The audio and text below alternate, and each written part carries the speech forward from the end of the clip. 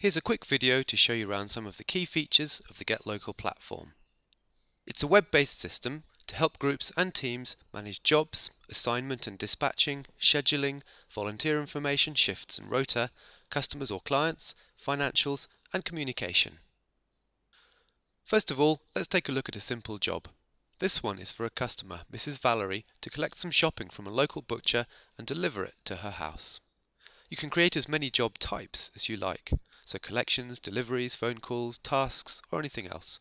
I'll show you later how job types can be split amongst teams too. GetLocal helps you manage the flow of jobs through the system with statuses. Here we can see that the job is ready to be assigned to a volunteer. Anyone with permission to update the job can simply hit the button to change the status and add a note which can be sent to everyone involved with the job. Notes are added automatically so that everyone can see who did what and when. The customer's shopping list is added to the job, often from an email or a phone call, but the system can also be set up so that customers can place requests themselves online. If you want more structure to your jobs, you can convert the description into line items. Here you can add quantities and prices and get a total, great for local businesses using the platform to manage home deliveries. If you need to upload files, you can do that too. Let's assign this job to a volunteer. It's a shopping job, so all volunteers approved for shopping show in the list. You can also assign it to any of your team admins or managers. Just like when you update the status, you can add a note and send notification at the same time. Notifications go out via email and SMS if you have SMS turned on. If you want to choose a specific time for the job and assign it to volunteers or admins who are available at that time, use the scheduler. Here's where you can see all the volunteers for this job type, as well as admins and managers, and see what else they have for the day. Just choose a time slot and let the volunteer know. If you want to notify a group of volunteers that this job is available and pick the first person to respond, you'll need to do that via your existing one-to-many systems, perhaps a WhatsApp group for example. And then when the first person responds, you assign it to them on the system. Now let's take a look at the volunteers side of things. I'll do this as though they're doing it on their phone.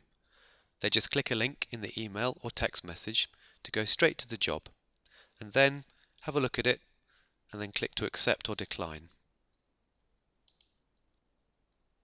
If this is a job that needs collecting, they update the status. If you have financials turned on, then the volunteer can also put in what they paid, how they paid, and upload a picture of the receipt. Again, any notes they add will be stored for the rest of the team so that they can stay up to speed. When the job is delivered, they update the status again. If they're taking payment from the customer, then that can be recorded too. Otherwise, the job will show as needing payment for admins to look at later. While we're on the volunteers view, let's have a look at their job list. They can update multiple jobs at once,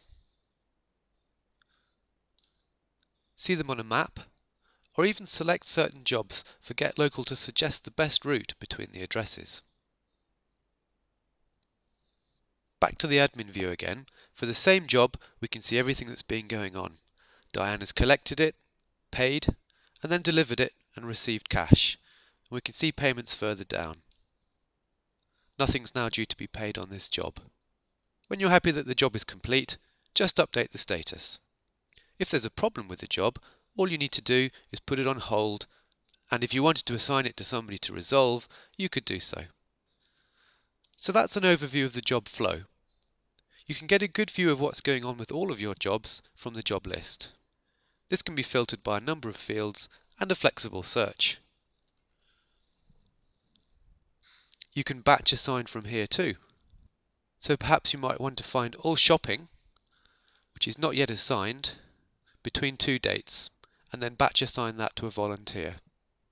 There's also a map view of jobs, which is handy when you're assigning work based on delivery address. So all you need to do is select a bunch of them, and then assign. Next, let's take a look at managing users and volunteers. Everyone you work with can be added into GetLocal. Customers, clients, local residents, volunteers and providers. There are some fields visible to admins only for sensitive information about people. Just like with jobs, you can upload files and add notes. For this user, we can also see a list of job types. You can link a user with a job type, which indicates that they're a volunteer who can service those types of jobs, as long as they're in the jobs team. Now's a good time to jump across and take a look at the team structure. Teams are made up of managers, admins, and volunteers. Managers can see and do everything for the team. Admins are typically those people scheduling or dispatching jobs or managing customer communications. And volunteers are the people doing the jobs.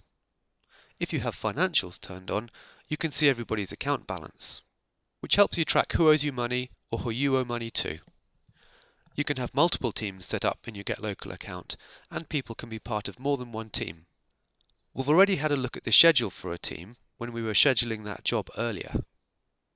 We can only schedule work for people when they're available, and the availability is managed using the calendar. And this shows everybody in the team you're currently working with.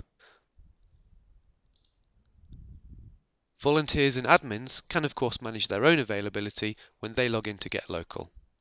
Finally, let's take a look at businesses or providers.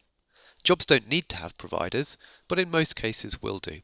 So a task, for example, between internal staff members probably wouldn't have a provider, but a shopping or a prescription collection would. The provider is typically the collection address, and you can add as many providers or businesses as you need. On a per business basis, you can determine whether customers can place requests themselves online or not. So some groups take requests only by email or phone, and some groups will let people place their own requests. Here's what the request form looks like for a business that does accept requests online. Let's drop into the business to see a bit more detail. You can choose the services they provide, which are linked to the job types you have. Most of the fields are self-explanatory. You can choose who can create requests for this business, and the delivery methods that they offer. GetLocal supports click and collect, delivery by volunteers, or delivery by the business itself. And in fact, you can create a team specifically for this business so that their staff can log on and manage their jobs and home deliveries autonomously.